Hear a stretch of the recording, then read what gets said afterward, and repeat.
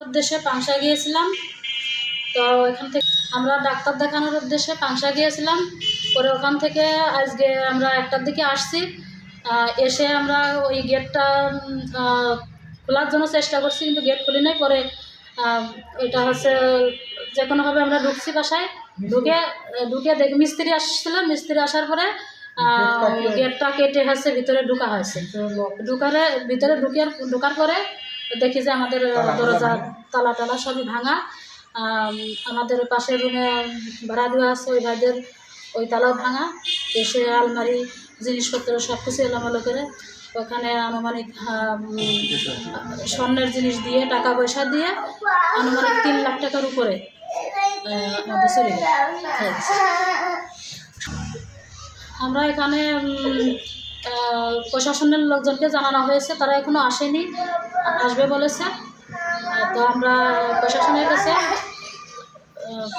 সুষ্ঠু বিচার দাবি করছি। আমরা বাসায় আসছি 1টার দিকে, হবে তারপরে আমরা দেখতে পারছি এটা। আমি গতকালকে 11টার সময় বাসায় আসছি, এসে 3 দিন থাকেছি।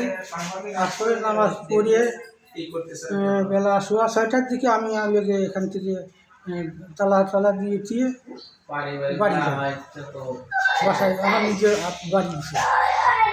আবার এখানে বাসায় আবার আমি আসছি, আমার মেয়ে বাংশার থেকে ফোন করছে যে আপনি একটু আসেন। আমি বললাম ঠিক আছে, আমি আসতেছি। কারণ আসিয়ে বাসায় আসিয়ে এই গেট খুলি, খোলা যায় না। গেটের ওই ভিতর পাশ থেকে সিটকানি মারি দিয়ে গেছে। আমার তো অটোতলা বাইরের থেকে খোলা যায়, কিছু খুলতেছে না।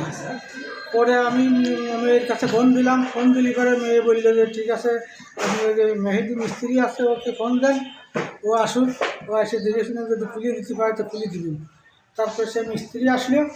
মিস্ত্রি আসার পরে মিস্ত্রি খুব চেষ্টা করলে কিন্তু খুলতে পারল না। পরে বললাম যে এই করো, এখন ওই গেটটা গিয়ে কাটে না। তারপরে ও আবার যাইয়ে মেশিন নিয়ে এসে গেট কাটি, আমি হাত দিয়ে দেখি যে ভিতরে হলে গিয়ে সিটকানি মারা হয়েছে।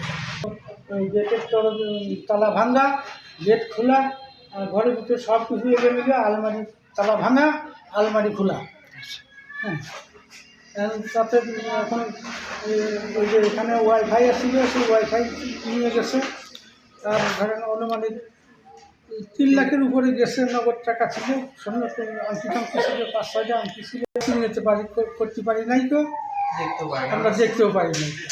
মানে বাসায়